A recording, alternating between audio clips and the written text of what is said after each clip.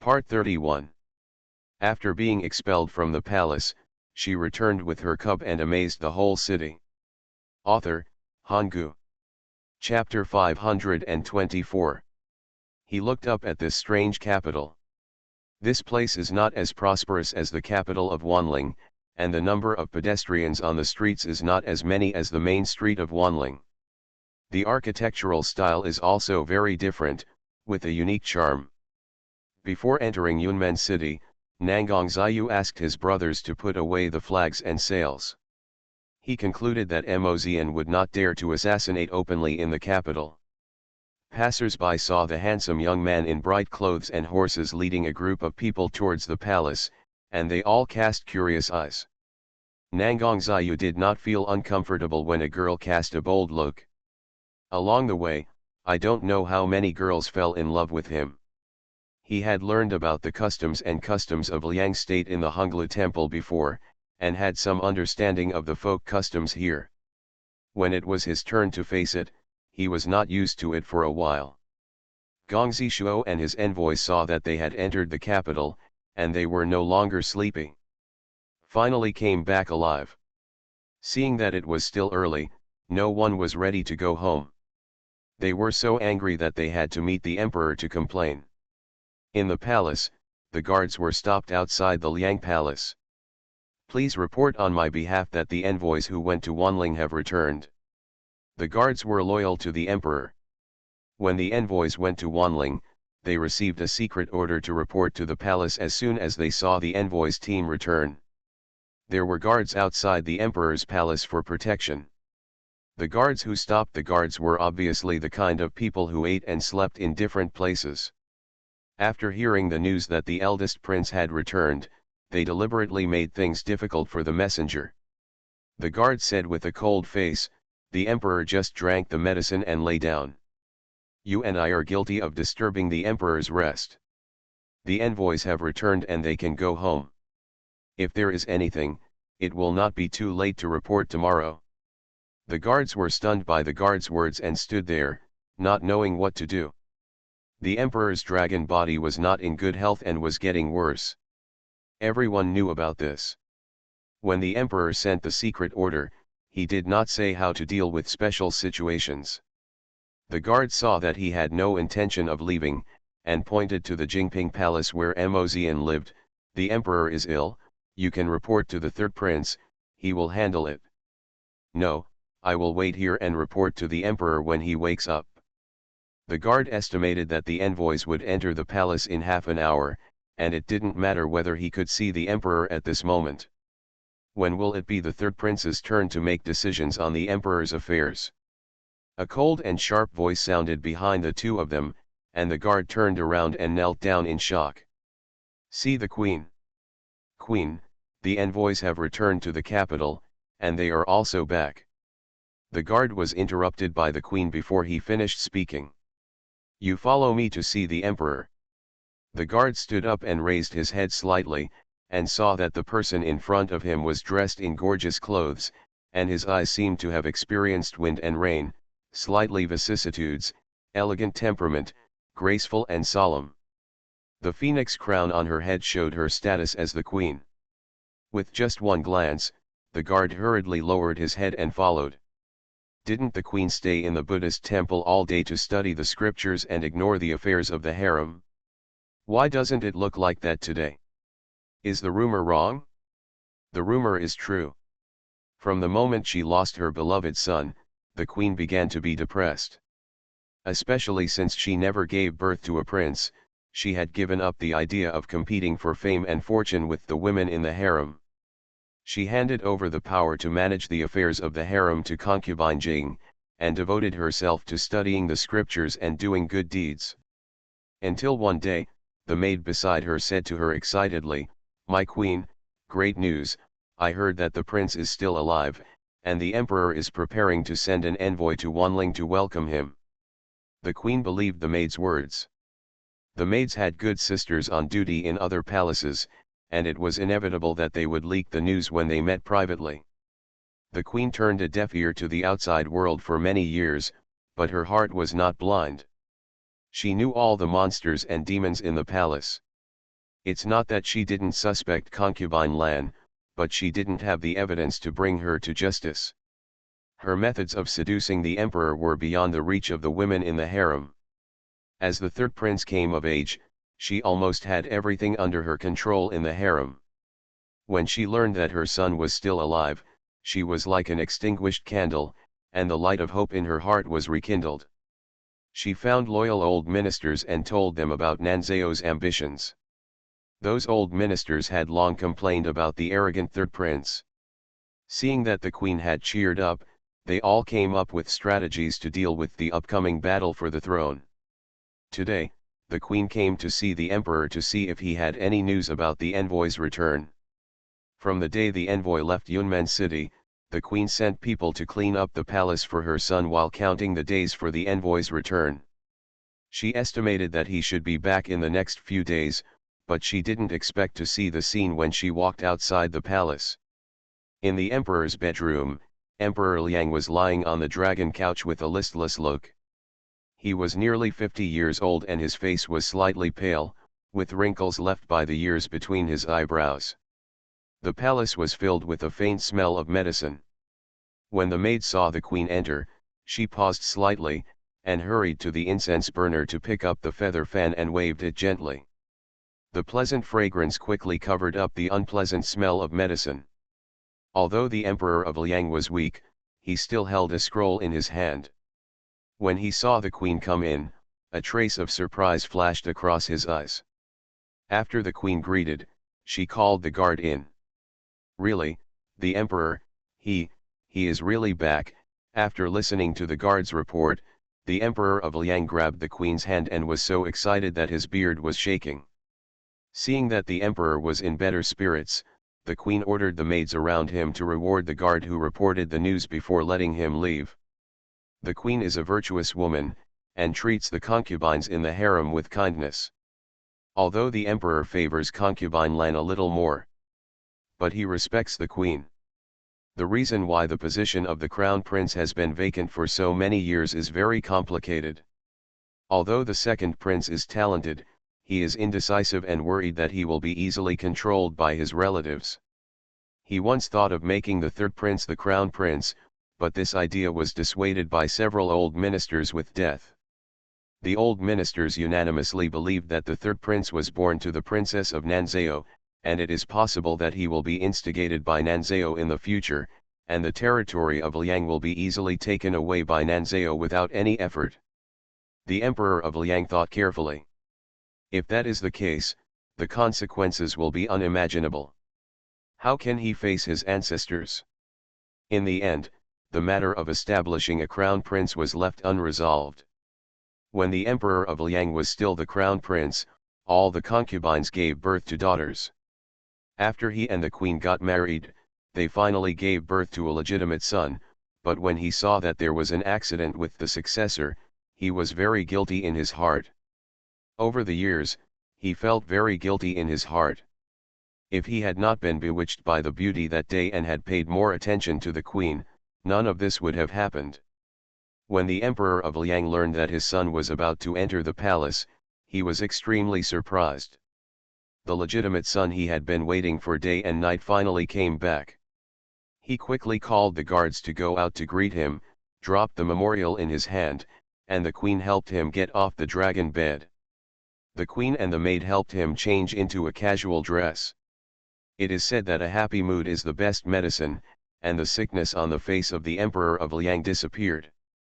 As soon as he was ready, a guard came to report, "Your Majesty, the envoy has led the prince to the front hall." "Quick, take a seat, I will go right away." The Emperor of Liang waved his hand and walked towards the front hall. The queen was so excited that her hands in her sleeves were shaking, and she followed closely accompanied by the maid. After being expelled from the palace, she returned with her cub and amazed the whole city.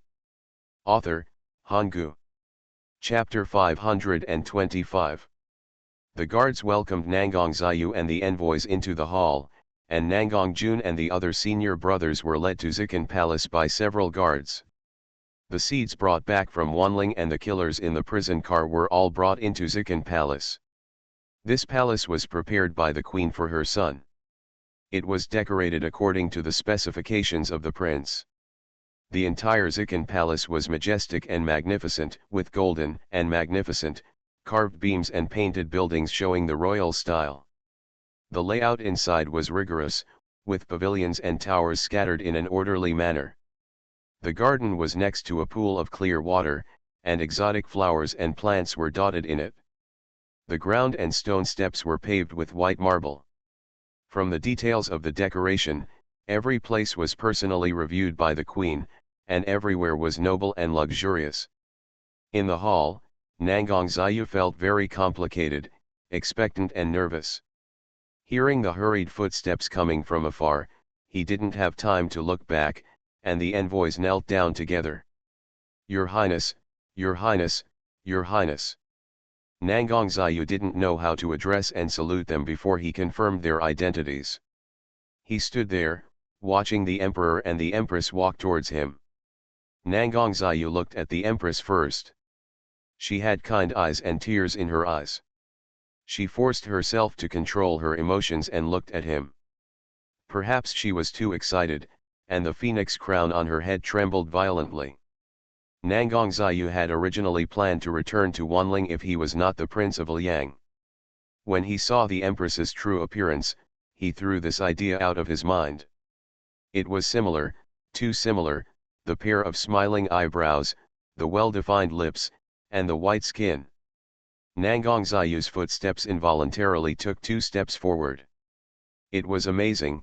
It turned out that my mother's eyes were so warm, and I had an impulse to get closer.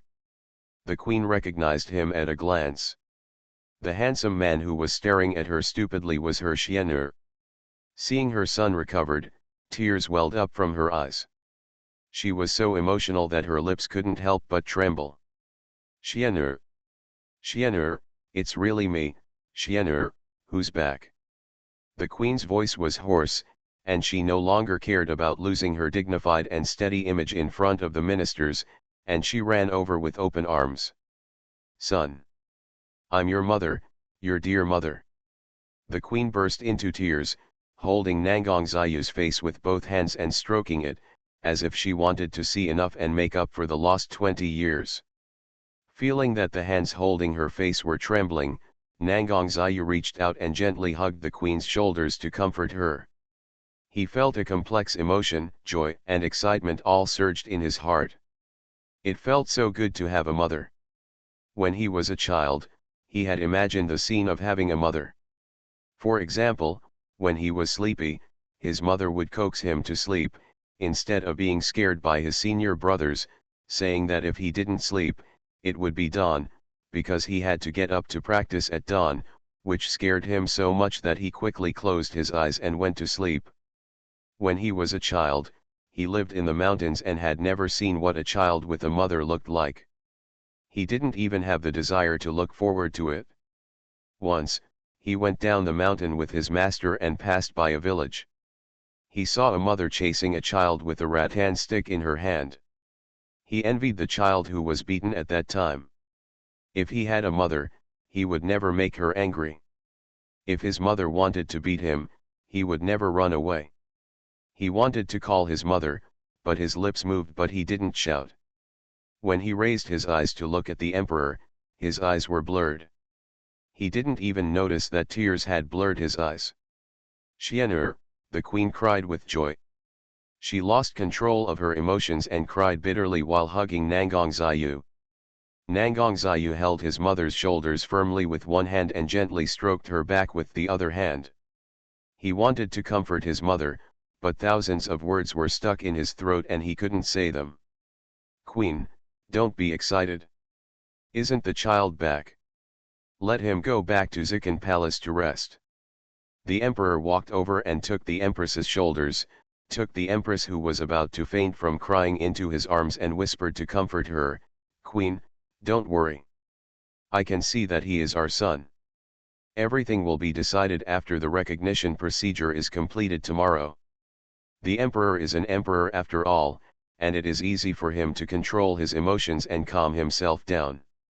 The queen sobbed, "He is our Xian'er, I know it at a glance." I know, I can see clearly, he is almost exactly like you. The emperor paused and looked at Nangang Ziyu. I believe you also understand that your identity is not ordinary. You need to go through the recognition procedure under the supervision of the ministers, so that you can convince the public. Nangang Ziyu naturally understood that his identity was not determined by the emperor and the queen. In the future, he must inherit the throne with a legitimate reason.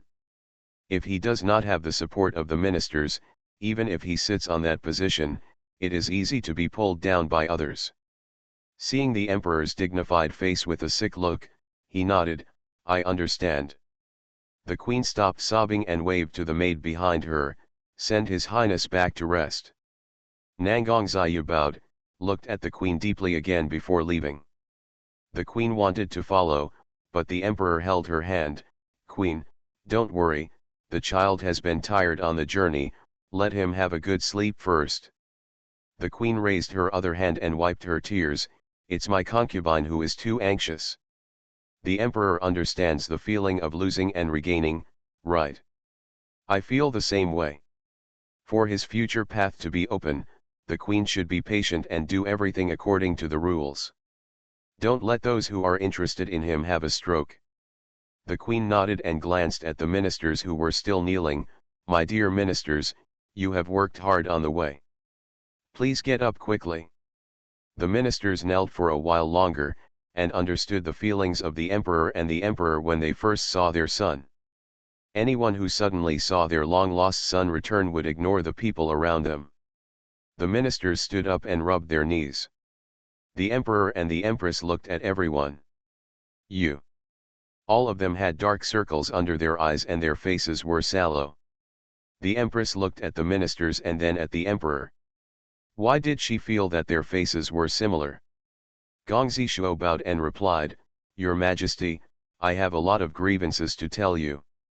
I will tell you in detail. The empress did not participate in political affairs. Seeing that the ministers had something to discuss with the emperor, the empress returned to the palace with red eyes. In the hall, the emperor had just sat down. The ministers began to cry and tell the story of the repeated assassinations on the road. When everyone talked about it, they said categorically that the assassins were sent by the third prince. After hearing this, the emperor of Liang's eyes darkened. Do you have any evidence? This was said through gritted teeth, which showed how angry the emperor was. Gongzi Shuo said, I don't have any, but the eldest prince has evidence. Your Majesty, the third prince is so ruthless to his brothers, which shows that he was also instigated by someone. Your Majesty, think twice, Lord Gongzi is right, the third prince has been accompanied by people from Nanzhao since he was a child, and it is hard to guarantee that someone is not obstructing him. Everyone knows that even a tiger will not eat its own cubs. Even if that incident proves that it was the third prince, he can deny it flatly, and the emperor will not punish him severely. It is better to take the opportunity to chop off his left and right arms. The emperor of Liang nodded slightly. My dear ministers, you have made contributions to bringing back the eldest prince safely, and you will all be rewarded. You are listening to novels at Bless Up channel. Wish you happiness and luck. Please subscribe to receive new novels. How do you feel about this novel? Please like and leave a comment.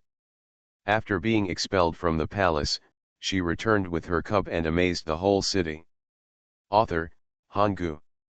Chapter 526. Nangang Ziyu was surrounded by a group of palace maids and came to Zikan Palace. The palace was full of luxury. As soon as Nangang Ziyu entered the inner hall, a palace maid came to greet her. Your Highness, are you going to take a bath or a hot spring? I have prepared clean clothes and robes and am waiting for your Highness to come back. Soak in the hot spring to relieve fatigue. Nangang Ziyu did not expect that the palace arranged for her would actually have a hot spring. Along the way, she rushed during the day and read books or dealt with assassins at night. Although martial artists were not as hard-working as civil officials, they felt tired after running around for days. Nangang Ziyu walked a few steps and stopped. Where did the people who came back with me go? A palace maid quickly replied, they were arranged in the courtyard of the side hall, not far from here. Your Highness, are you looking for them? I asked someone to call them over. Nangang Ziyu knew from the tone of the palace maid that she was probably the palace maid in charge here. He waved his hand, no, just ask. Nangang Ziyu continued to walk forward, and the maid led him to the hot spring. The hot spring was next to the bedroom. The maid saw that he was not talkative and had a good face. He was good-tempered and handsome. All the maids were smiling and happy. In the palace, the maids who served the prince closely had the opportunity to become his concubines. As long as they caught the prince's eye, they would be like a sparrow flying to a branch and becoming a phoenix. A pool of hot springs was clear to the bottom, with a faint white mist floating on it. The surroundings were made of white marble, and a staircase about 3 feet long extended into the pool. On one side of the hot spring pool was a screen embroidered with green bamboo. On the recliner next to the screen were neatly folded bath towels and a set of snow-white pajamas, and on the ground were a pair of cloud-headed brocade shoes. Your Highness, I will help you undress. Nangang Ziyu was looking at the layout of the hot spring house when 2 maids came over from the left and right. Nangang Ziyu was startled and quickly put his hand on his belt. I don't need you to help me bathe, all of you go away. The maids in the room couldn't help but smile and leave when they saw his nervous look. Did you see that? Our prince is so handsome. Of course, he looks like the queen, so of course he is handsome. The prince is still shy, he must have never touched a woman outside. Sisters, serve the master well. If you are favored by the queen and become the prince's maid, you will die without regrets. Several maids became crazy about him, and they were all beaming with joy. The maid in charge came in and heard everything. She said in a deep voice, you don't go to help the master bathe but gossip here. Do you want to do chores? The maids hurriedly explained, the prince doesn't let the servants go in to serve. You can't talk about the master behind his back. Everyone remember this. If it happens again, I will not let you off easily. The maid in charge was selected from the queen's palace and was loyal to the queen. If it wasn't the prince's first return to the palace today, she would have punished her. In Jingping Palace, Mozian was playing with a piece of white jade in his hand, listening to the guards report the news he had inquired about. There was a hint of sinisterness in his eyes. Humph. Does father mean that he has recognized his identity? No, the emperor said that the recognition procedure will be held in the palace tomorrow, but... The guard hesitated. Mozian was very annoyed and asked sternly, what? I took a special look and found that the man looked like the queen.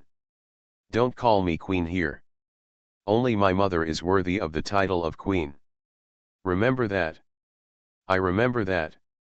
The person who was scolded was the guard sent by Nanzao.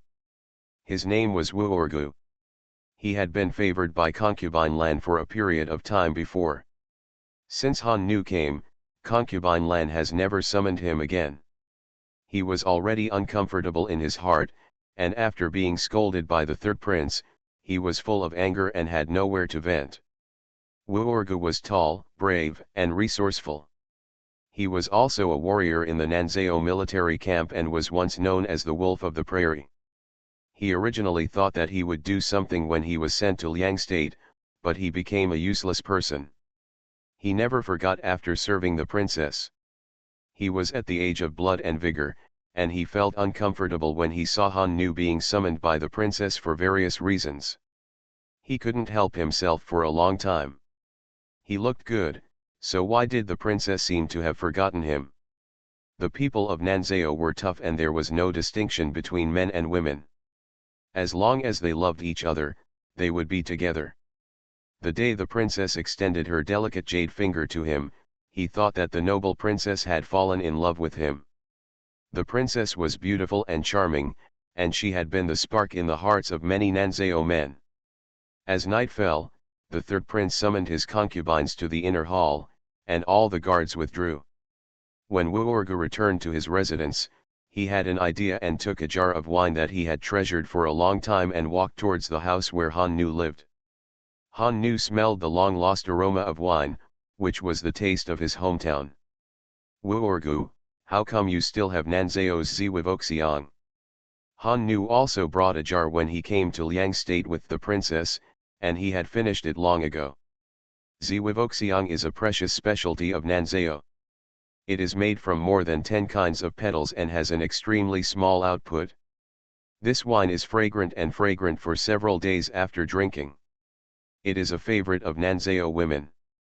Ziwivoxiang has no strong spicy taste, but is mellow and soft, and is loved by young men and women. Ergu opened the beeswax that sealed the wine jar and slowly poured the wine into the wine pot. There was no wine glass in the room, so he took the water glass on the table and poured 2 half cups, and handed 1 cup to Han Nu. With a melancholy look on his face, he said, "I left this for my beloved girl. Now that she has found a new love, what's the use of keeping it? I might as well share it with you, my brother." Men are not as attentive to gossip as women, and Han Nu did not know that Ergu had served the princess. In the hearts of the guards who came from Nanzeo, there was only their most beautiful princess in Nanzeo, not concubine Lan. No matter when mentioned in person or in private, the title was never changed. Han Nu expressed deep sympathy for Ergu's experience and comforted him. The women of Liang are not as enthusiastic and forthright as the girls of Nanzeo. Don't be sad, Ergu. In 2 years, when the young master sits on the throne, the master will welcome many girls from Nanzeo. By then, you will have as many beautiful girls as you like. This is the world for our children in Nanzeo. But I'm too dull to please girls, Ergu said, showing a hint of embarrassment. Han Nu picked up the wine and drank it down in 1 gulp, throwing his head back and laughing heartily. Then he waved to Ergu, "We don't drink this wine for free. Brother, I will teach you some experience." Ergu put his ear close to it, and Han Nu talked like this for a while. The next day, Nangong Ziyu felt refreshed after a good night's rest. The big bed was so comfortable that she had no dreams all night. What he didn't know was that the senior brothers had not let up, and they all took turns guarding him outside his dormitory last night. Just after breakfast, the palace maid sent a message asking him to go to the main hall. Naturally, Nangong Ziyu would not go alone and let the palace maid deliver the message to the senior brothers. When the senior brother came with a few people, Nangong Ziyu took out a pill from the wooden box that he brought with him and took it. Then he put on the jade pendant and, together with the senior brothers, under the leadership of the palace maid, strode towards the main hall. And go. After being expelled from the palace, she returned with her cup and amazed the whole city.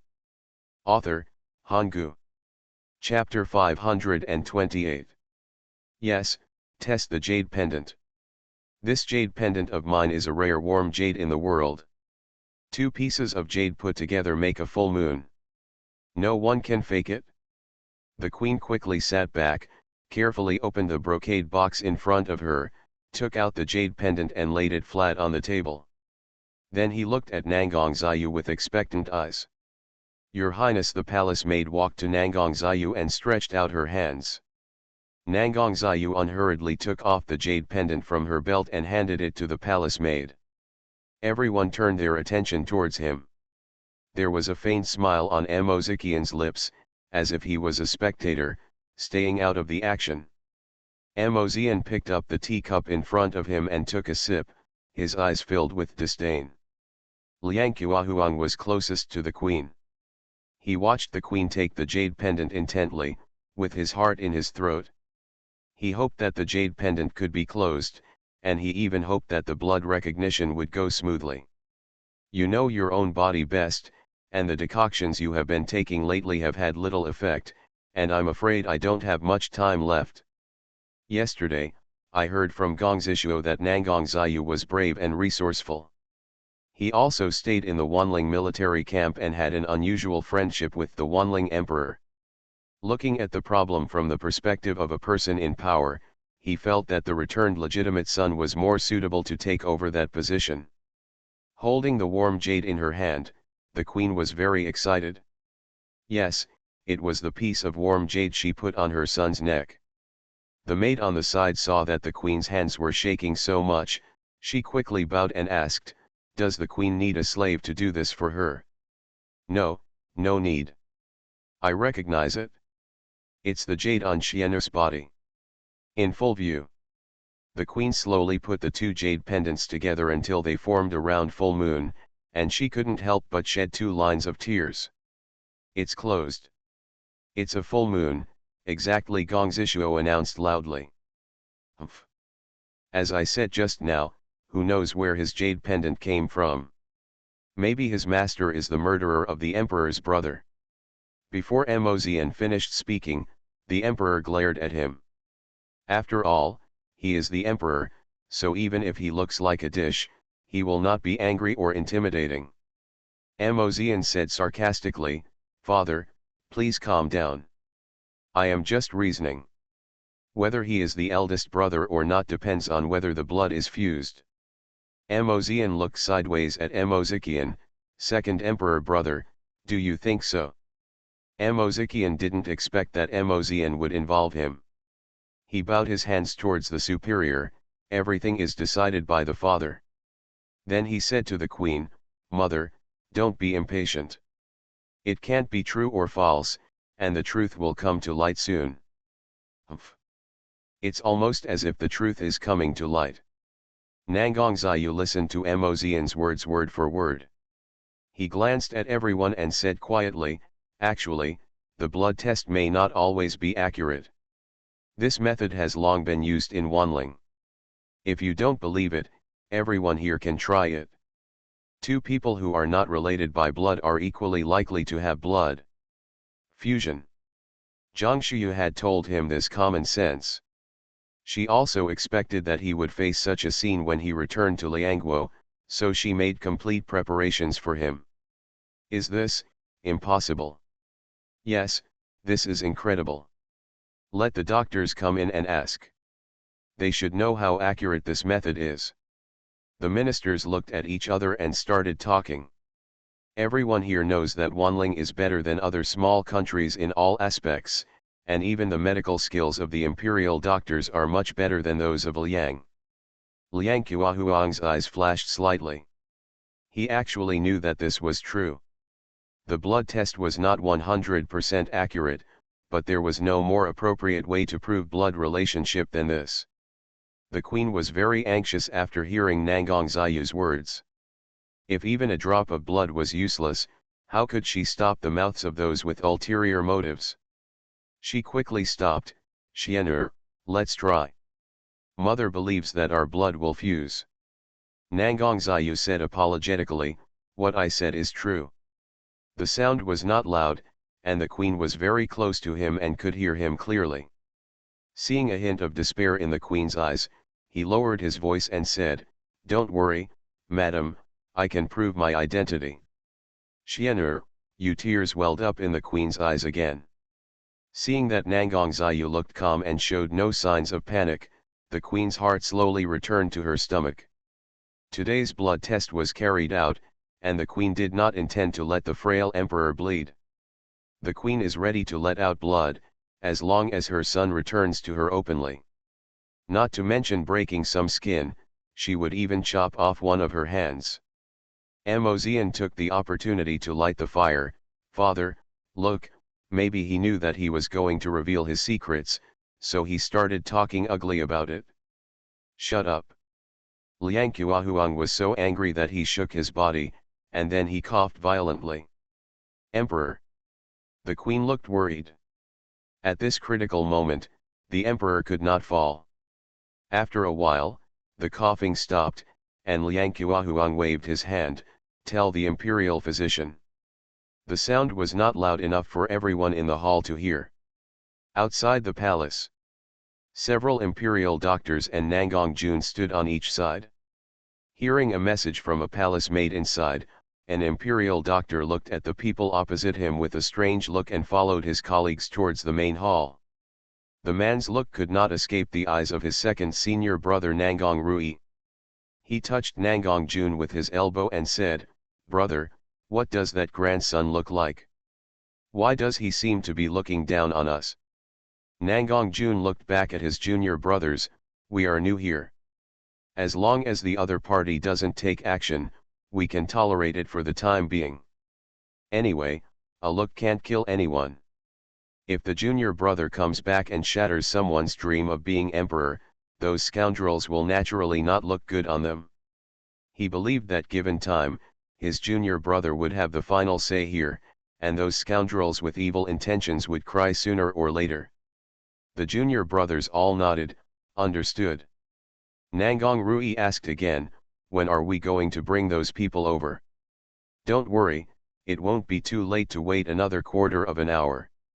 In the main hall, the imperial doctors went in and saluted the emperor and empress. Before the emperor had time to ask questions, Mozian glanced at a minister.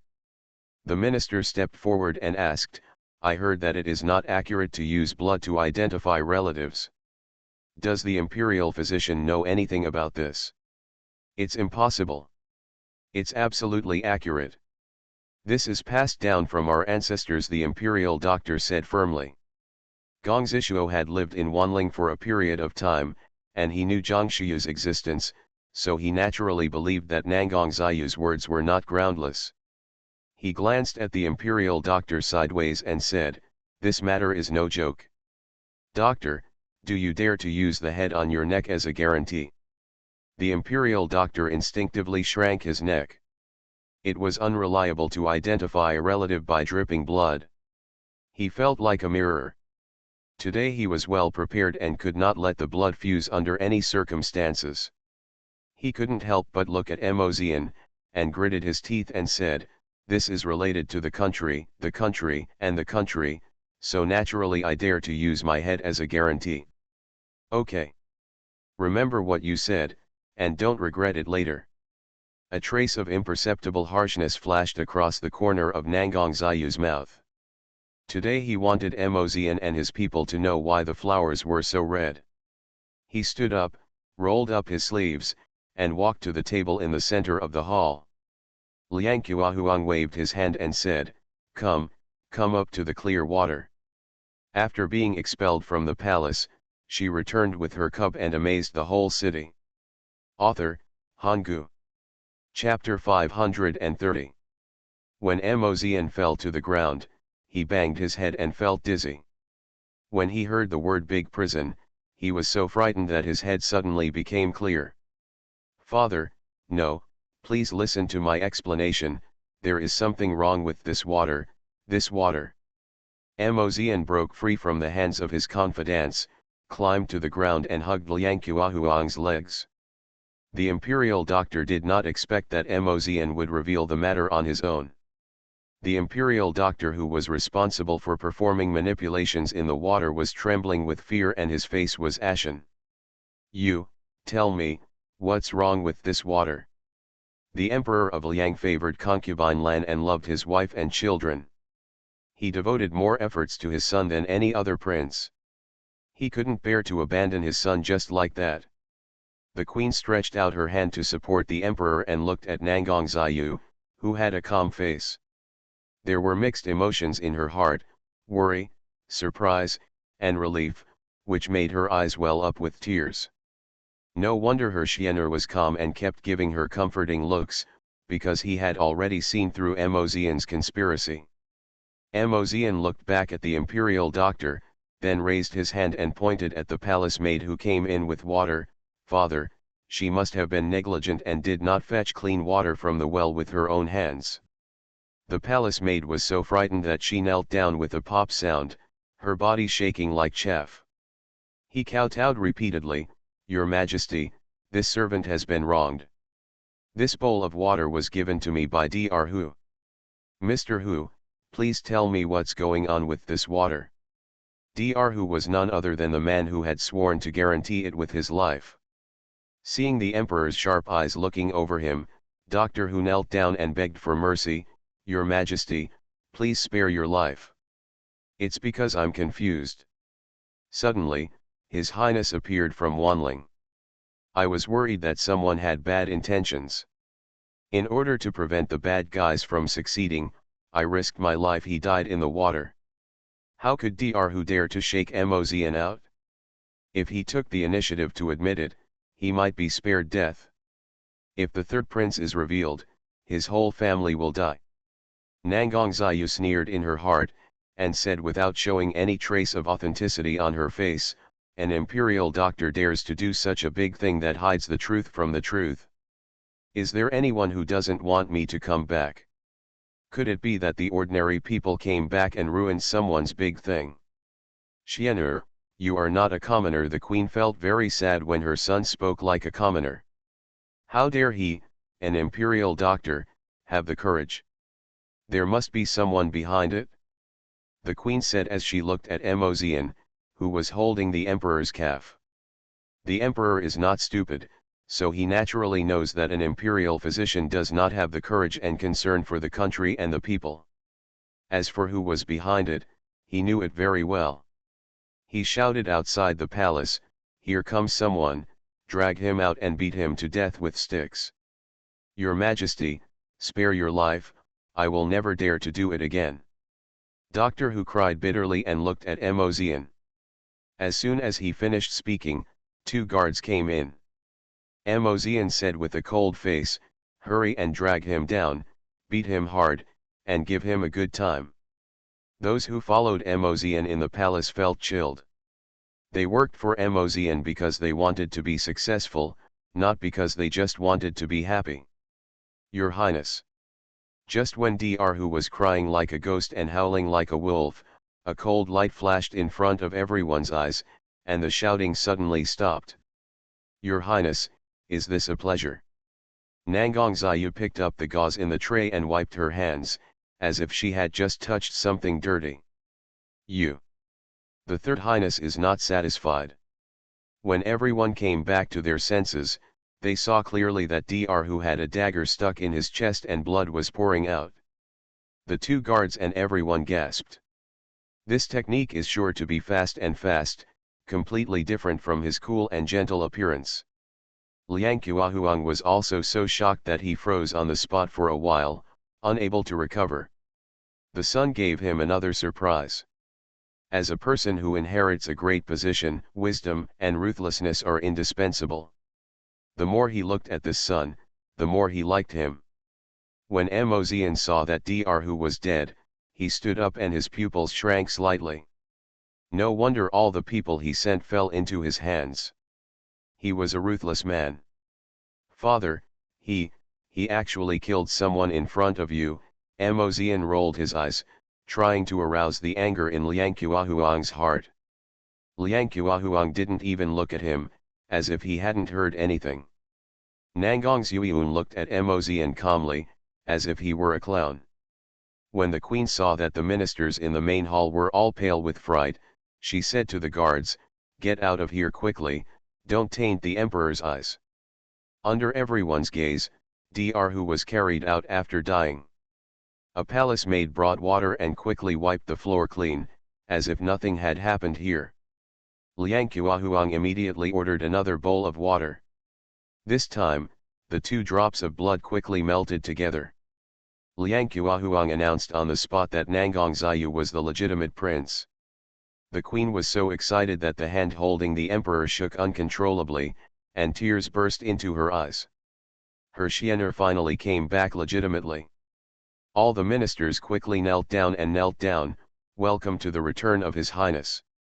The voice echoed in the hall for a long time.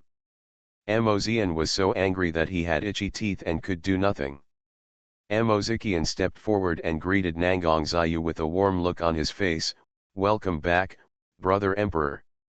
He turned to salute the emperor and the queen, "Congratulations to the emperor, father, and congratulations to the queen." The queen finally managed to keep the clouds clear and see the moonlight. Mozian gathered his emotions and joined Mozikian in congratulating the emperor and queen. He walked to Nangang Ziyu, leaned into Nangang Ziyu's ear and said, "Don't be too proud, let's wait and see." Seeing the emperor's dark eyes looking over him, Mozian raised his voice and said loudly, "Welcome to the return of the eldest brother." Just as Mozian was about to leave, the emperor was about to announce the end of the blood test. Nangang Ziyu bowed to the emperor, "Father, I did not return empty-handed. I brought back seeds that other countries could hardly buy at a high price. With those seeds, the output of my Liang country will be greater, the people will live a prosperous life, and Liang will naturally be strong." Okay, father has also received the news. It has been widely reported that the people of Sang are trying to rob other countries of seeds that they bought at a high price at the border.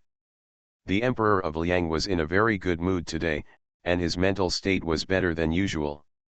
Nangang Ziyu changed the subject, "Father, I also brought back another gift. If you feel uncomfortable later, I can clean it for you." "What gift needs to be cleaned?" Mozian raised his eyes and met Nangang Ziyu's curved fox eyes.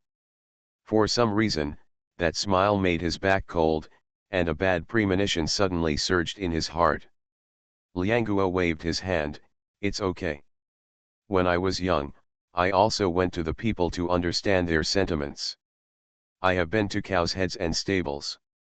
There is nothing wrong with it."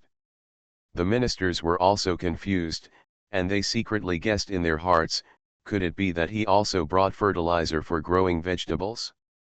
Nangang Ziyu clapped his hands outside the hall a few times, and in everyone's expectant eyes, several ragged and dusty people were dragged in. This Emperor Lianguo didn't expect it to be a few people. When he looked at those people in surprise, he felt a familiar feeling. Mozian's legs softened and he staggered back 2 steps. You are listening to Novels at Bless Up channel. Wish you happiness and luck. Please subscribe to receive new novels. How do you feel about this novel? Please like and leave a comment. After being expelled from the palace, she returned with her cub and amazed the whole city. Author, Hanggu. Chapter 531. Gongzi Shuo stepped forward and looked at them one by one, pretending to be surprised and said, "Third prince, come and take a look, they seem to be your guards." After Gongzi Shuo's reminder, the emperor of Liang also remembered that he had seen these people in Jingping Palace. Mozian denied it flatly, "Lord Gongzi, don't make random accusations, I don't know these people." Those people had already confessed their companions hiding in the court and military camp of Liang when they were in Wanling. They had already prepared to die, and if they kept silent, they could still save their families. Seeing the two sides arguing, they all lowered their heads and pretended to be dead. "Xian'er, these people." The emperor of Liang looked at Nangang Ziyu with a puzzled look. Nangang Ziyu frowned slightly and sighed, "Father, I was assassinated by these people in Wanling for no reason. If it weren't for the protection of the emperor of Wanling, I might not know my identity until I die. Father, he is slandering me. I usually have close guards. These people must have been bribed and framed by others."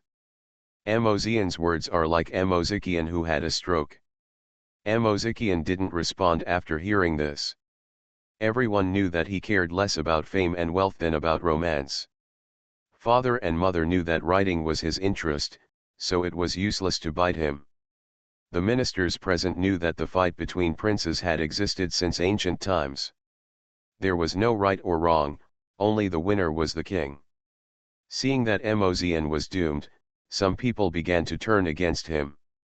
"Your Majesty, assassinating the heir to the throne is a heinous crime and should be executed immediately. Your Majesty, the warriors who escorted the prince back have made great contributions and should be rewarded generously."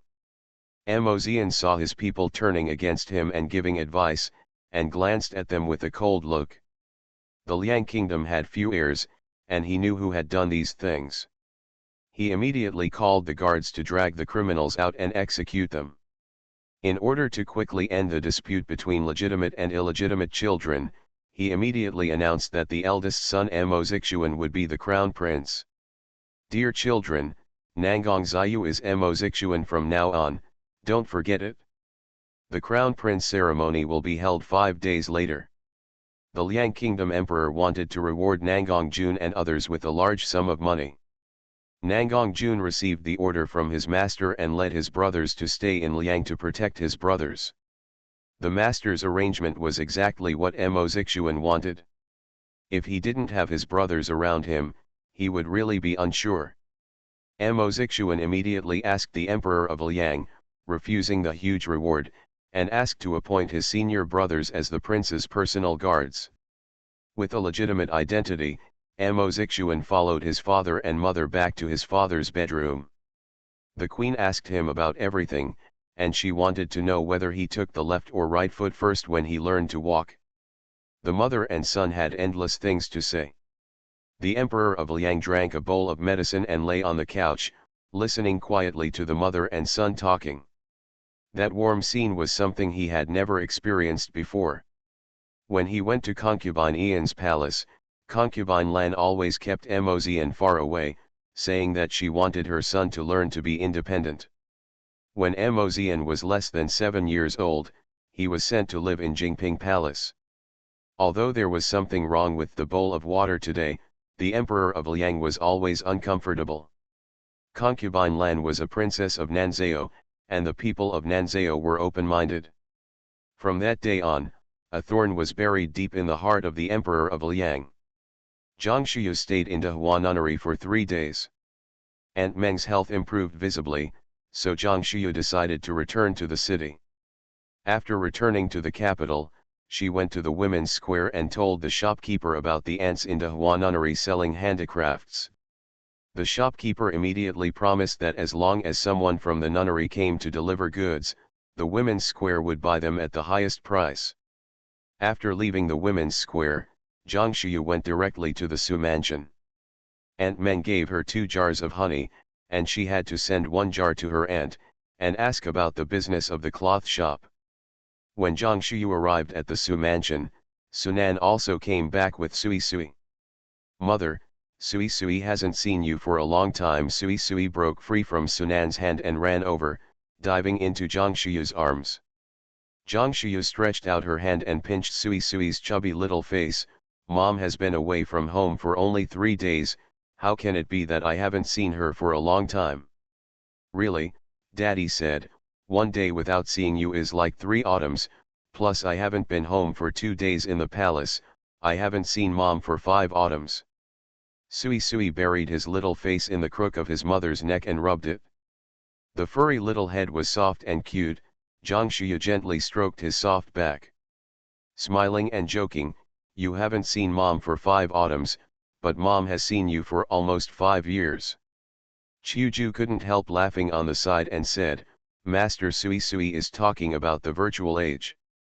"Sui Sui, the master said that tomorrow is a holiday, and I haven't seen my sister for a long time. Let's go back to Zhang Mansion to stay overnight today and come back here tomorrow, okay?" Sunan pulled Sui Sui out of Zhang Shuyu's arms. Sui Sui smiled and nodded, "Okay." Zhang Shuyu went to the flower hall to drink a cup of tea and chatted with Madame Su for a while. Madame Su said that the business of the cloth shop was good. Although it was not sold out every day, the new cloths were the best sellers. Madame Su listened to Zhang Shuyu talking about the people and things in Dehuayan and sighed, "It is difficult for women in this world, and it is even more difficult for women who do not get married. Tomorrow I will send some cloth to Dehuayan, which can be regarded as a small contribution." Aunt Day, I went to the restaurant as soon as I entered the city and told Hu Qing that the Dehua wine brewed by the ants was accepted at a high price in our restaurant. We can help as much as we can. Zhang Shuyu was thinking about the letter from Lianguo. After chatting for a while, she took Sunan and Sui Sui to say goodbye and returned to Zhang Mansion. Back to the mansion, Kang Yun really brought a letter. It's better to say it's a note than a letter. Zhang Shuyu felt indescribably uncomfortable looking at the few words on it. "Miss, I hope the young master is safe and sound. From now on, he is the Prince of Liang." Qiuju saw Zhang Shuyu's eyes red and comforted her softly. Zhang Shuyu looked at the signature. "Yes, I am destined to be with him. It's the best ending to part ways and live well." Zhang Shiyu had been away from home for a few days, and the maids in the mansion acted as if she had been away for several months. Mayor ordered the kitchen to prepare barbecue. The dinner was very sumptuous, but just when the food was served, 3 uninvited guests came to the mansion.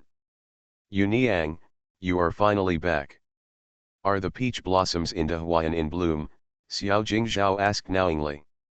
Knowing that Zhang Shiyu went to Dehuayan, he secretly worried that Zhang Shiyu would leave Wanling for Liangguo during the outing, so he took Xiang Yang and Xiang Song to Dehuayan in person.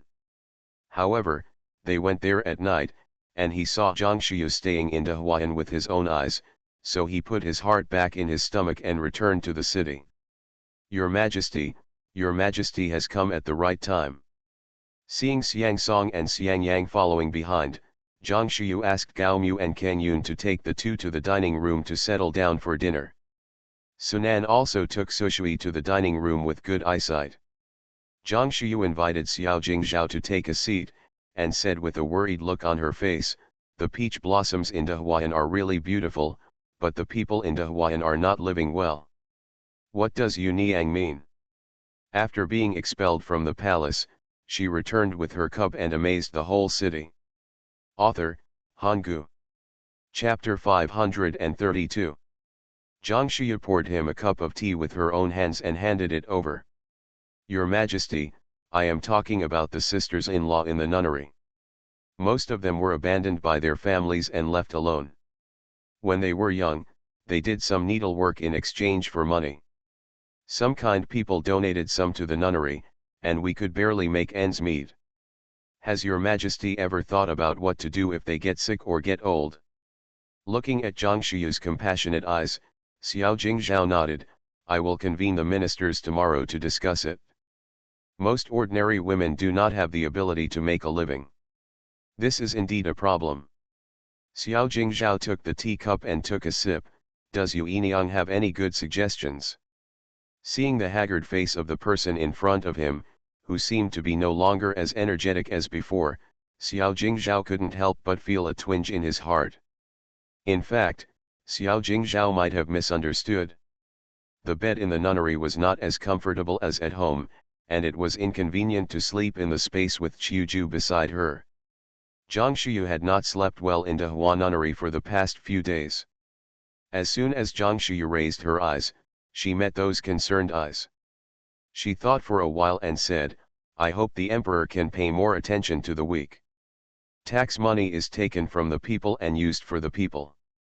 Those women who did not get married and went to the nunnery to comb their hair for various reasons can be taken care of by the court. Like the people in Xiyantang in general, it is enough to have food to eat when you are hungry, and to have the imperial doctor come to help you when you are sick." Zhang Shiyu learned that the sisters-in-law in the nunnery took care of each other. When the older sister-in-law was sick, the younger one served her with tea and water. This has formed a rule year after year, and it is more like a group of ill-fated women hugging each other for warmth. "Well, I will consider your proposal carefully." The two of them chatted about the sufferings of the people while eating. Xiao Jingzhao helped her with the dishes as always. He has returned to Liang Kingdom safely. He is the future prince of Liang Kingdom. Yu Niang does not need to worry about him. Zhang Shiyu was slightly stunned. She had just received the news, so why did Xiao Jingzhao also know it? Just as she stared at him in confusion, Xiao Jingzhao said, "I sent secret guards to escort him secretly, and sent the news back to the border of Liang Kingdom." After the meal, Xiao Jingzhao didn't stay long. He said, "I'll come back tomorrow," and left with Xiang Song and Xiang Yang. After leaving Zhang Mansion, Xiang Yang asked with unfinished thoughts, "When will the emperor come to Zhang Mansion next time? My subordinates have arranged things and come with the master." Xiang Song glanced at him sideways. "You can just tell the emperor that you didn't eat enough barbecue tonight, and you want to come over for dinner another day." "Your Majesty, it's not what he said. I really like Zhang Mansion. There is harmony in the mansion. I feel like I have returned to Prince Yanan's mansion." Xiang Song. A shameless person is invincible, and this is probably what he is talking about. On the second day, Xiao Jingzhao brought up the matter of the ants in the nunnery to the ministers for discussion in the morning. When Su Huiren went back yesterday afternoon, he heard his wife talking about the situation of the ants in Dehua nunnery. When the emperor mentioned it, he naturally understood that the emperor had met Zhang Shiyu. He stood up and cupped his hands and said, "Your Majesty, someone said that the prosperity of a family depends on whether the men in the family are responsible for taking care of their wives and daughters. The prosperity of a country also depends on how it treats its women and children. I agree with the court to take care of them. I dare not agree with Lord Su. Don't Lord Su know that only women and villains are difficult to raise? They have no merit in the country and should not be raised by the court." Some ministers stood up to refute. Xiao Jingzhao naturally knew that Su Huiren's remarks came from Zhang Shiyu, because she had talked about gender equality in front of him more than once. Xiao Jingzhao didn't refute every time he listened. In fact, he wanted to say that women are naturally weak and it is right for men to protect them. But when he thought about her omnipotence, he couldn't even speak out loudly to protect her. In the main hall, Su Huiren said neither humble nor arrogantly, "I find it hard to agree with this. Maybe it's because my wife is reasonable and doesn't make me feel difficult to raise." His words caused everyone to burst into laughter.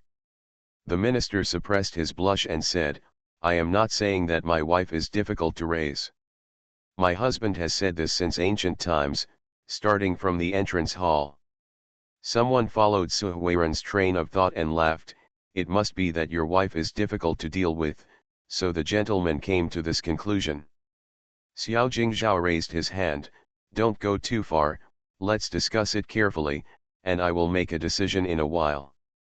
Right Prime Minister Kuijing cupped his hands and said, "Your Majesty, I think the court should not be responsible for the rest of their lives. I heard that the right Prime Minister's sister-in-law combed her hair and became a sister-in-law. The right Prime Minister didn't have any selfish intentions, which is really admirable." The minister who knew about it bowed his hand to him. Xiao Jingzhao did not think that the right minister said something selfless, but in his heart he began to suspect that he had misjudged the person. His deep eyes flashed slightly, and he looked at the right minister and said, "Why did the right minister say this? Is there any basis for not supporting the court's responsibility?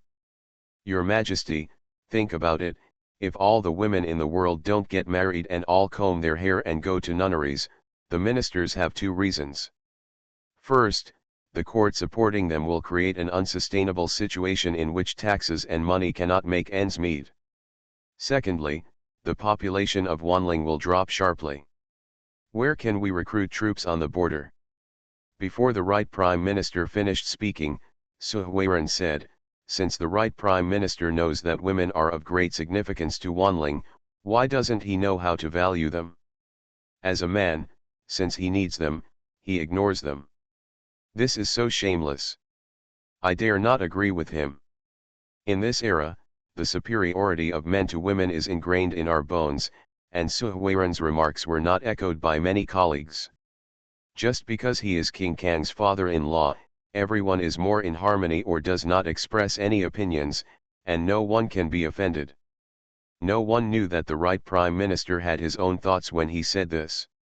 If that person had not combed her hair and left home, she should be the woman in his backyard. After a verbal battle, neither side gave in. The right Prime Minister also proposed to persuade all the nuns in the nunnery to go back and marry. Seeing that he was getting more and more absurd, Xiao Jingzhao raised his hand to interrupt him. "Right Prime Minister, this is wrong. Some of the nuns in the nunnery are nearly 60 years old. Their parents are gone, and their homes are gone. Who do you want them to marry? Your Majesty is right. They comb their hair and don't get married. Naturally, there are reasons for not getting married. It is difficult for anyone to interfere. Unless the right Prime Minister is willing to marry an old woman and take her home to raise her, I admire you as a man. Lord Su, you." The right Prime Minister was speechless. The person he wanted to take home to raise was not an old woman, but the gentle, virtuous, beautiful, and generous beloved. Seeing that the two could not come to a conclusion in their argument, Xiao Jingzhao looked at the ministers and said, "You guys talk.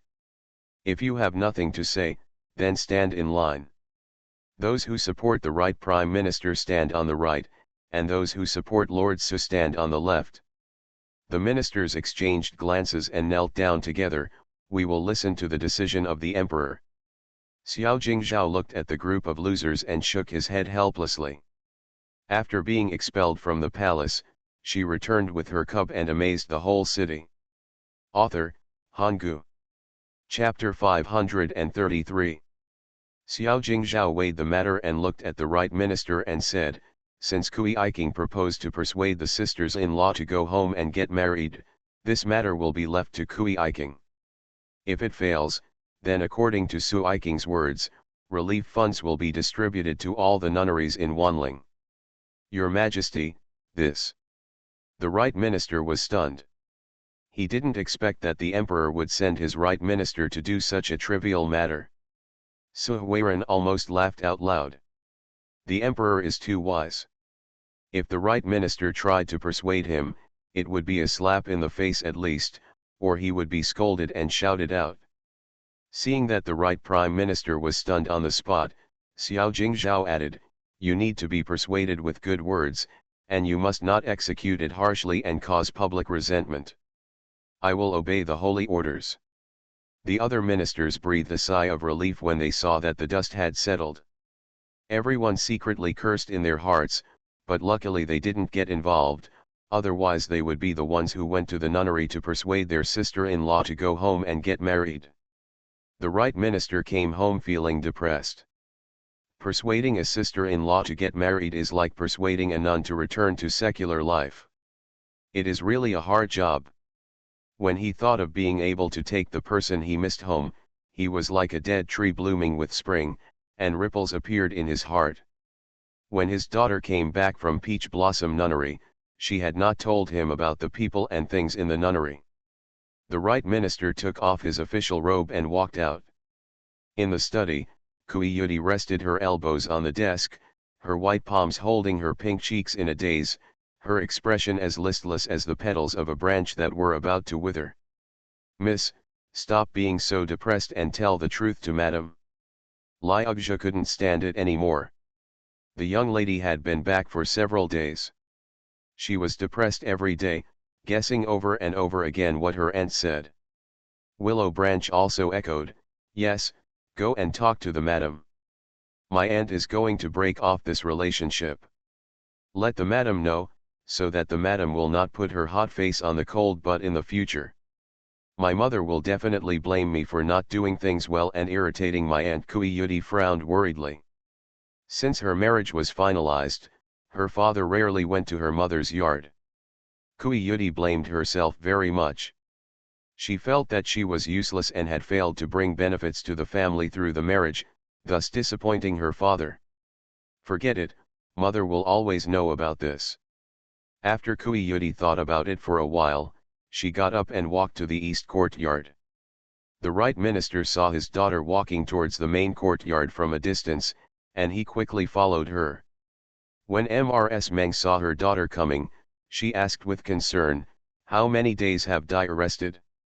Has her spirit improved?" "Thank you for your concern, mother. My daughter is just tired from playing.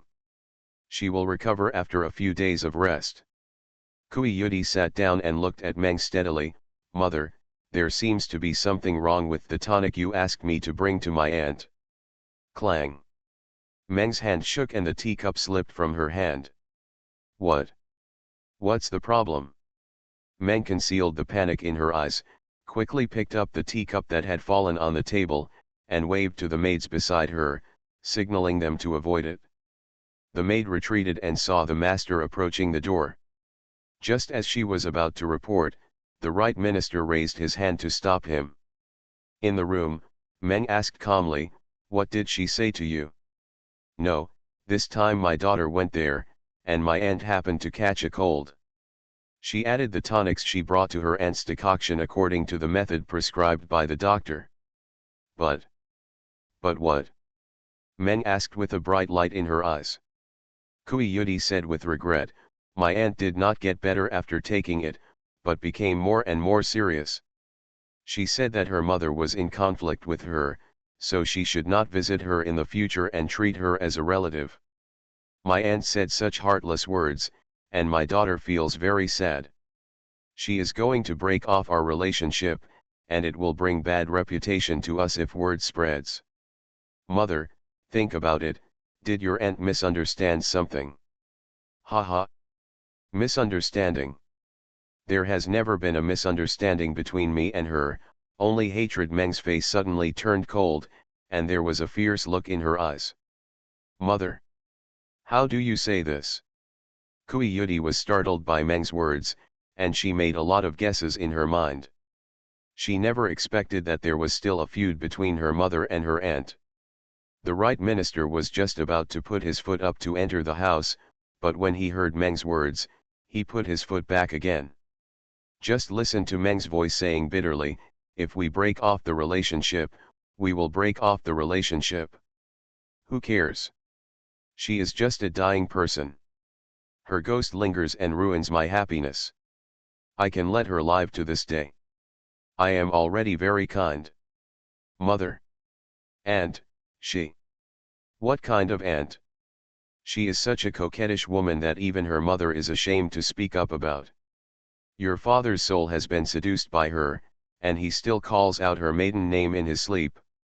Kui Yudi didn't expect that her aunt and her father had a relationship. She saw her mother getting more and more angry and her voice getting louder and louder. She quickly stopped her and said, Mom, if you have something to say, please don't make the family scandal public. My aunt has already combed her hair and is not getting married, and my father has not gone to Peach Blossom Temple. Don't mention this again in the future. Kui Yudi paused and said, my aunt is indeed much better after taking the tonic I sent her. Dr. Zhang is helping her to treat her. She will recover soon. There is no such thing as a dying person. Mother, be careful. Zhang Shuyu is in Dehua Temple. Meng was stunned. Yes, it was because she found out that the supplements my mother asked me to send were wrong, that's why she stopped taking them. Die are you saying she can't die? Kui Yudi saw her mother's face turned pale and shook her head, it should be fine. On the day I left, my daughter went to pay her respects and saw that her face was obviously much rosier. Impossible, impossible. She should have died a long time ago. She must have been wary of me and didn't take all the tonics. Meng's symptoms were like madness, shaking his head, and emotional. Mother. Kui Yudi whispered. At this time, the bead curtain snapped, and the right prime minister rushed in with an angry face. Snap, a sound rang out, and 5 finger marks were left on Meng's face. Dad. It was too late for Kui Yudi to stop it. Poisonous woman. I was really blind to marry a woman as vicious as you. What kind of poison did you give her? Hurry up and take out the antidote. The right prime minister spoke harshly, his eyes were bloodshot with anger. Meng was slapped by the right prime minister and felt dizzy, her ears were buzzing. Kui Yudi was so scared that she was at a loss. Seeing that her father did not do anything else, she turned around and asked someone to go to the ice cellar to get ice cubes. After a while, Meng covered her swollen cheeks and complained in tears. Am I cruel? You are the cruel one. You pretend to be a loving couple with me, but you are still thinking about that vixen. Do you want an antidote? No, your beloved is dead, ha ha ha ha. Mrs. Meng raised her head and laughed, tears flowing down her fingertips. Mrs. Meng, you should know that I knew her first.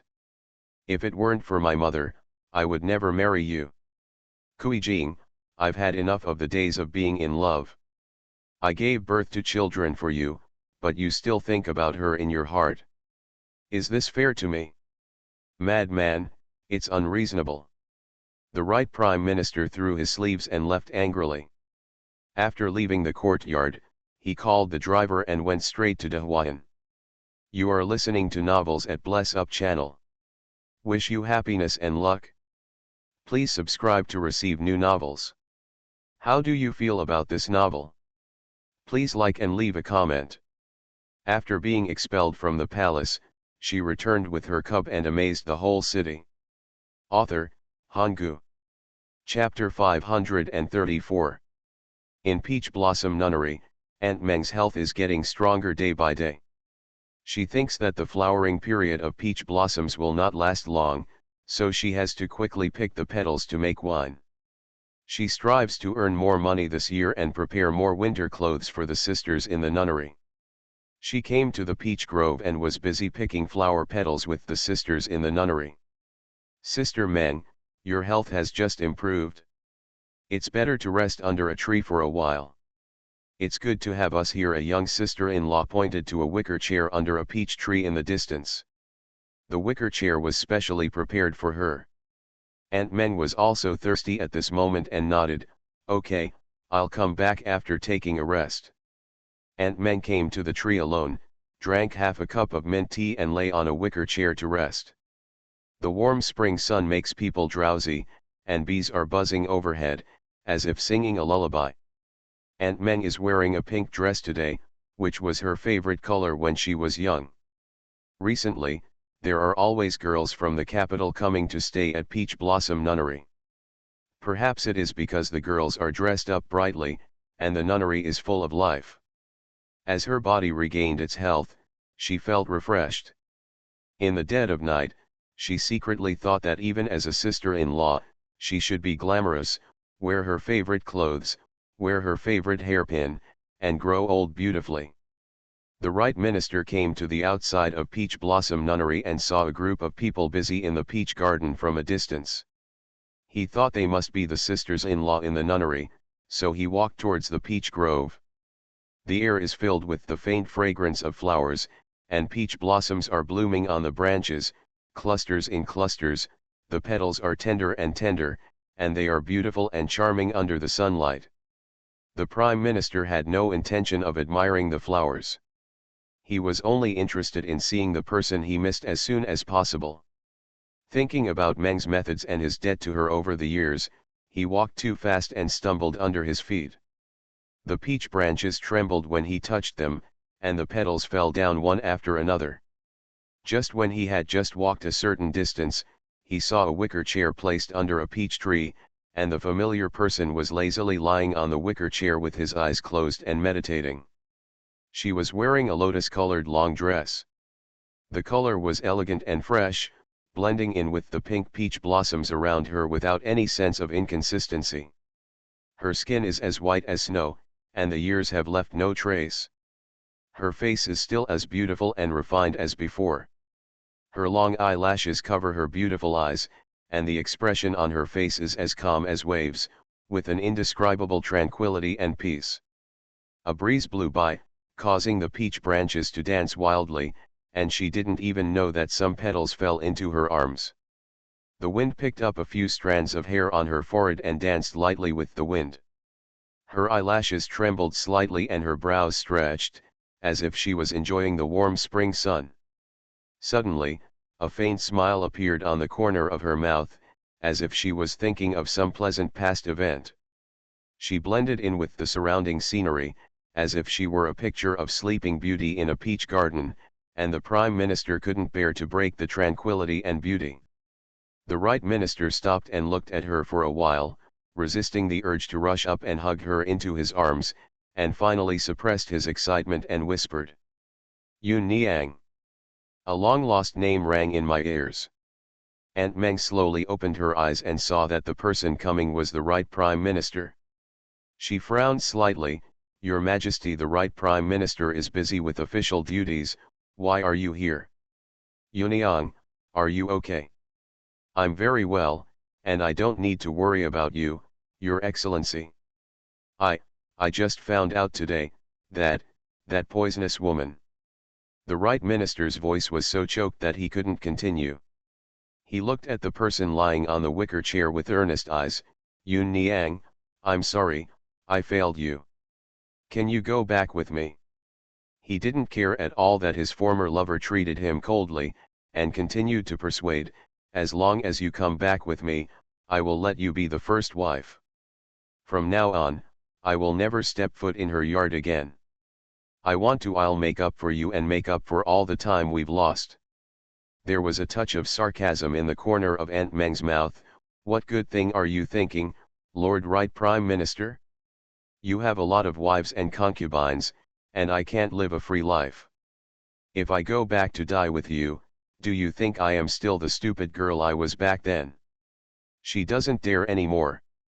Believe me, Yun Niang, have all the poisons in your body been cured? Only then did the right minister notice that her face did not look like she had been deeply poisoned. Men Yuniang sat up and reached out to flick the petals off her dress. She pointed to the path leading to the outside of the peach forest and said, "Your Excellency, please come back. All the women living here are women. It is really not convenient to entertain you."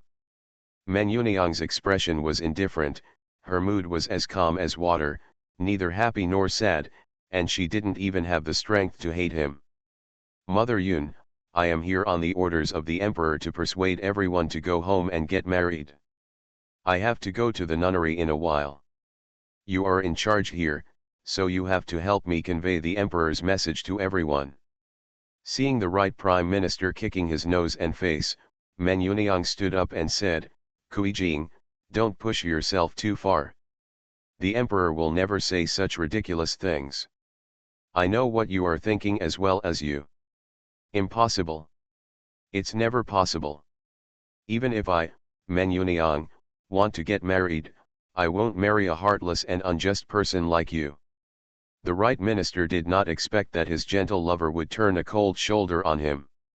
He just thought she was taking out her anger on him and continued to defend, "Yun Niang, I have said countless times that marrying her was not my intention. You are the one I want to marry. You've been an official for so long that you can't listen to what others say. Years ago, I made it very clear that I don't want to share the same husband with her. You can follow your sunny path. When I crossed my single plank bridge, she even thought of killing me. It would be better for us to stay away from each other until we die. I still want to live for a few more years and take a good look at this bright spring sun and these flowers. Yuniang, as long as you come back with me, I will divorce her." The right prime minister was about to pull Men Yuniang's hand, but Men Yuniang took a step back and shouted with a cold face, "Right prime minister, please respect yourself." The nuns who were picking flower petals heard her voice and looked over here. Seeing a man dressed elegantly approaching Aunt Meng, a nun shouted, "There is a lecher molesting Sister Meng. Sisters, hurry up and get your weapons. Quick, here are sticks. I have a sickle here." In an instant, the nuns rushed up with sticks and sickles in their hands. When the right prime minister turned around, the nuns rushed up and the sticks rained down on him. A nun who knew the law shouted, beat him to death." Wanling law stipulates that if you beat a lecher to death who enters the nunnery, you don't have to pay with your life. The right prime minister didn't expect that he would be beaten up before he could reveal his identity. Men Yuniang didn't expect everyone to act so quickly. She waved her hands, "That's enough, just kick him out." "Ah! Yuniang, tell them to stop, they are trying to murder an official appointed by the court." The right prime minister ran away like a stray dog, circling around a peach tree. "Oh, bah! You are a stinking hooligan who claims to be an official appointed by the court. I am the Queen Mother who has come down to earth to deal with scum like you." Seeing the nuns attacking from the front and back, the right prime minister asked Aunt Meng for help. "Yuniang, tell them to stop, this is going to kill people." After being expelled from the palace, she returned with her cub and amazed the whole city. Author, Hanggu. Chapter 535. If you know you're going to kill someone, why don't you get out? While everyone was having a good beating, Men Yuniang's words were drowned out by the sound of everyone beating and scolding her in the peach forest. The sisters-in-law in the nunnery work all day long, and they are not as delicate as the women in the boudoir. They are cruel and accurate when they strike, and it hurts when the stick falls on them. The Prime Minister was being chased and had to dodge left and right. In the panic, a peach branch scratched his face, causing pain. After falling several times, he rolled and crawled to the ground and ran away. Sister Meng, he didn't care about you, did he? Seeing the man running away in a mess, the girls gathered around Meng Yuniang and greeted him with concern. Meng Yuniang didn't want to explain her past with the right Prime Minister, so she shook her head and said, "It's okay, I'm fine. Thank you all for your help." It wasn't until MRSU sent someone to deliver the cloth that Meng Yuniang knew the truth behind the right minister's arrival. She told everyone the news that the court would soon distribute money. The girls were all so excited that tears filled their eyes, and they kept saying, "Yuniang is really kind-hearted and has done a great thing for us. From now on, we will no longer have to worry about how to survive." Yes. If Yuniang hadn't petitioned for us, the emperor would never have known that our group was struggling to survive. It was only after the right minister returned that he realized that his face had been scratched several times by peach branches. His whole body was bruised, but luckily no bones were injured. He wrote a scroll to explain the situation, and sent the scroll to the palace for a few days' leave. Xiao Jingzhao had expected such a result, and immediately ordered local officials to count the rosters of various nunneries.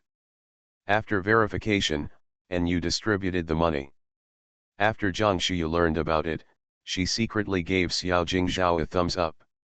The story of Zhang Shuyu seeking welfare for her sisters-in-law was spread by word of mouth among the people.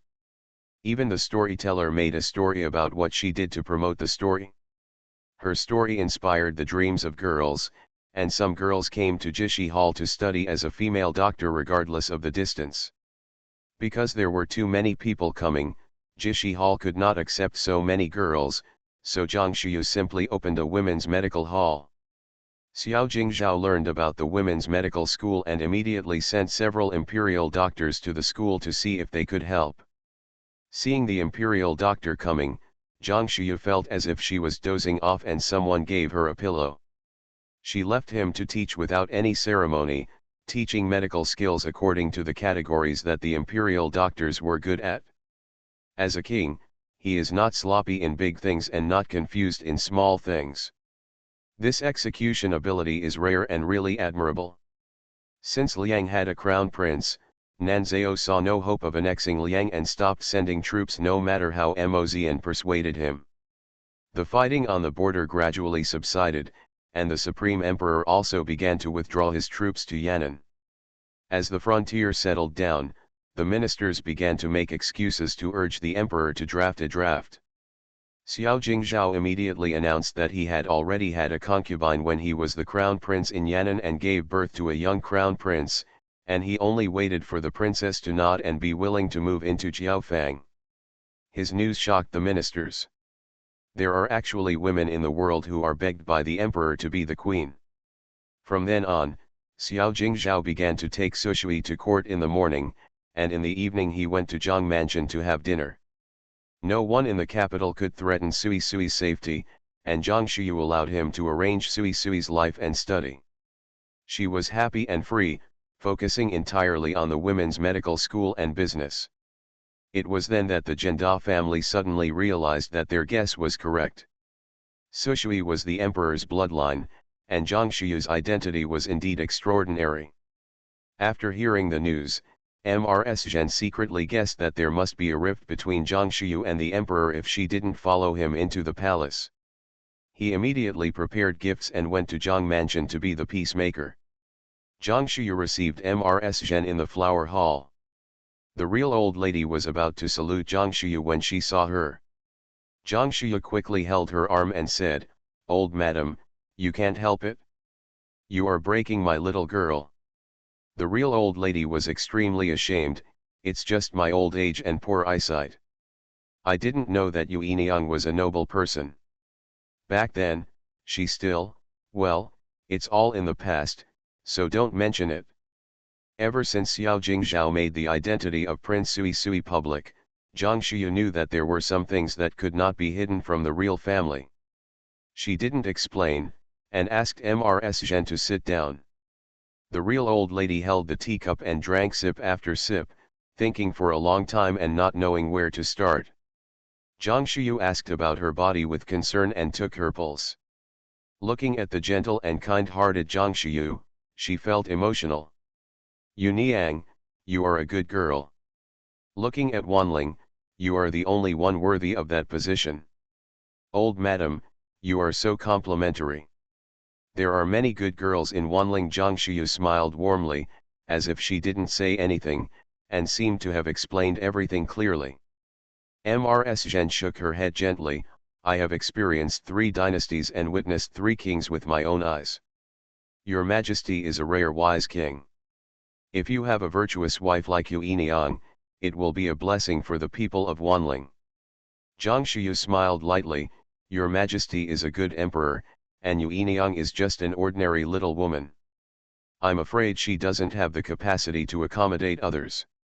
That position should be occupied by a virtuous woman with a broad mind. After some insinuations, Mrs. Zhen probably understood where the gap between her and the emperor lay. As both women, Mrs. Zhen understands Zhang Shuyu's mood. No one is willing to share a husband with a group of women, but other women will naturally be willing to do so for the sake of wealth and glory. Zhang Shuyu was peerless and independent, and wealth and splendor had no appeal to her. The real old lady was worried about the emperor. The emperor's journey to pursue his wife was difficult. After a cup of tea, Madame Zhen stood up to say goodbye after greeting her for a while. Qiuju personally escorted the real old lady out of the house. After a while, Qiuju came back and said worriedly, Miss, will someone know your identity soon? Zhang Shuyu shook her head. No, there are only a few people who know. Don't think too much, go pick up Miss Zhan, and we will meet outside Jingzhaoyin later. Why are you going to Jingzhaoyin? Look at your memory, you almost forgot when we got back and got busy. Go to help Miss Zhan find out about her fiancé. These days, she must know his surname and name. Qiuju smiled embarrassedly. I remembered, I will go now. When Zhang Shuyu changed her clothes and rushed to the main street outside Jingzhaoyin, she saw the carriage of the Zhang mansion parked on the side of the road. Gao Mu saw Zhang Shuyu getting off the carriage and smiled and pointed to the carriage behind him. Zhang Shuyu walked over with a faint smile. Sister Zhang, you are finally here. The curtain of the carriage was lifted, and Zhan Shehen saw Zhang Shuyu also got on the carriage, and couldn't wait to pull Zhang Shuyu into the carriage to sit down. How is it, do you know the other party's name? Zhang Shuyu asked with a smile. Zhan Shehen nodded repeatedly. Yes, it seems to be Xie something. Xie Yunchen, Zhang Shuyu and Qiuju asked at the same time. Zhan Shehen nodded and said and then asked again, Sister Zhang and Sister Qiuju know this person.